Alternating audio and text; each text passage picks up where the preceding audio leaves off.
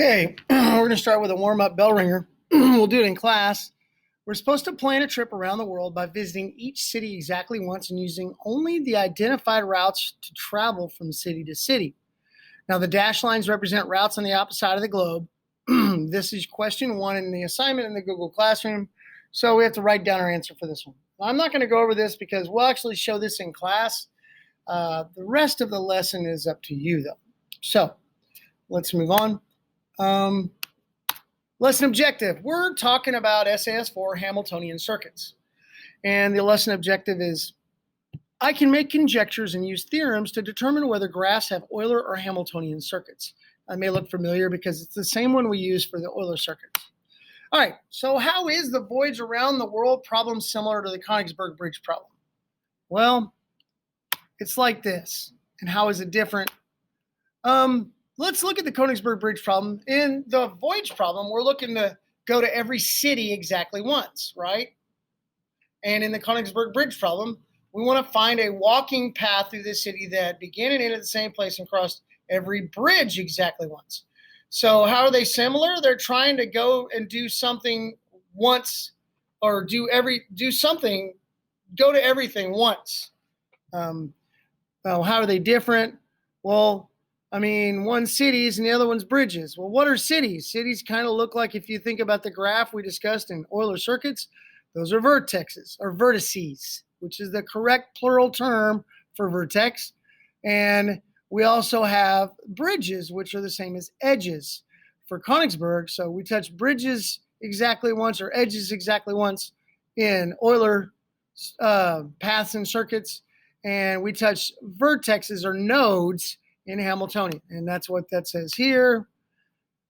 They involve finding a circuit that traverses the entire graph. They're different because the bridge problem involves using every edge exactly once, while the voyage problem involves using each vertex exactly once. All right, so some definitions. A path on a graph that goes through every vertex exactly once is called a Hamiltonian path. And a path that starts and stops at the same vertex and goes through each vertex once is called a Hamiltonian circuit. Now, this is different from an Euler or Eulerian circuits because it focuses on the visiting every vertices or nodes instead of edges or bridges. But did you notice that the word circuit means the same thing for both Eulerian and Hamiltonian circuits? They begin and end at the same vertex. They go around in a circuit. So, which of the following graphs does not have a Hamiltonian circuit? And let's take a look. The finger polling is when I did this in actual class. It lets us know which one is right. Graph 1 would have been finger 1. Graph 2 would have been finger 2. Went back. Let's go back. Graph 3 would be 3 fingers. Graph 4. Well, how do we know? We got to be able to touch every vertex. These are vertices exactly once and go back to the vertex we start. So let's say we start right here. And follow my mouse. It's going to go to this vertex following that edge, this vertex following that edge, this vertex following that edge, and then this vertex following that edge, and we're back. So we do have a pathway, and that pathway actually takes us where we start and stop at the same vertex. So a Hamiltonian circuit does exist in graph 1. Now how about graph 2? Now remember, we just have to visit every vertex exactly once. So let's start. Start at this one. We're going to go to this one, this one, this one, and return back to this one. Notice that I didn't touch this edge or that edge because we're not worried about edges in Hamilton circuits or Hamiltonian circuits. We're worried about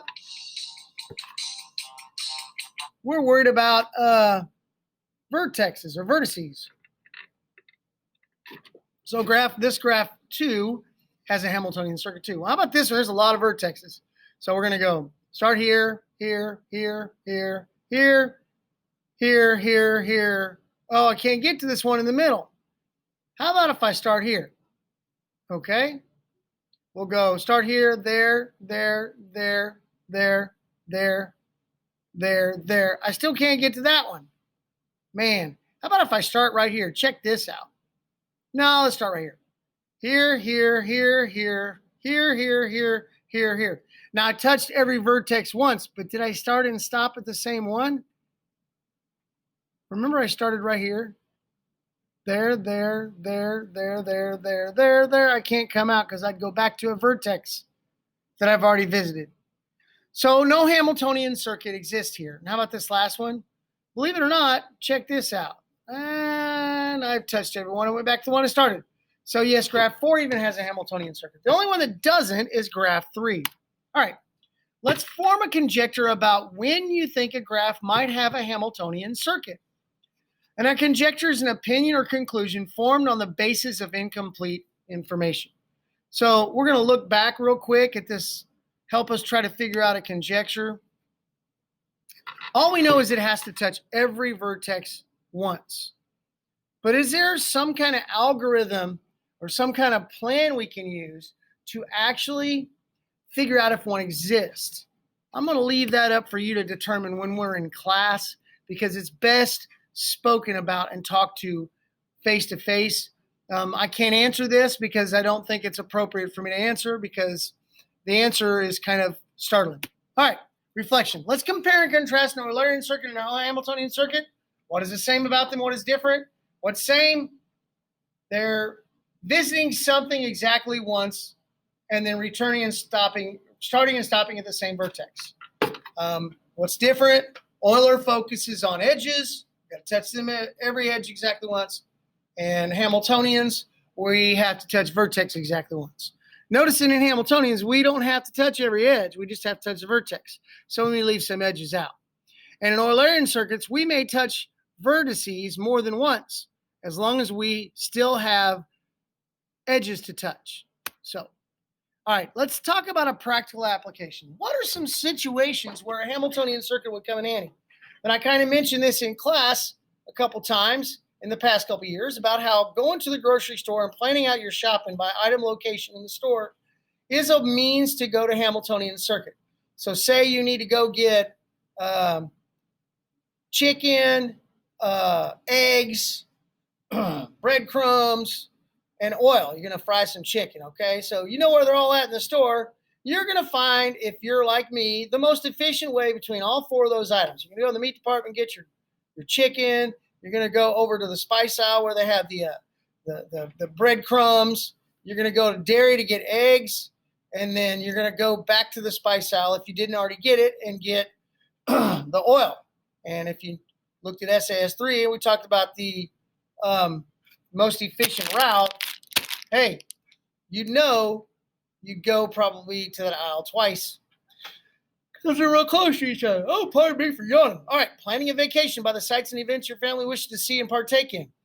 Typically, vacations have very limited time, so the more efficient you can be going to different locations and finding the routes to get there, yeah. You know where you want to go? Those would be your vertices, and you want to go straight there and use the most efficient route. All right. Walking across a college campus to get to all of your classes in a day. Same thing. You can use the Hamiltonian circuit. You're going to start at your dorm or your apartment, go to all your classes, and come back to your dorm or apartment when you're done. So those are great practical applications of how you would use a Hamiltonian circuit. All right, can you think of some other situations where they would come in handy? We'll talk about that in a minute, but let's launch this video this lesson with this really interesting information. Most video games require the user to follow a specific pathway through different events, conquer certain opponents, solve different problems, only to return to the starting point. So isn't it amazing that this whole thing that you would play games like Pac-Man or Zelda, that you were following Hamiltonian circuits in proxy, doing problem solving using mathematical discipline that was created centuries ago. I find that pretty cool. Okay, so now it's time for you to go work on the assignment. Best of luck.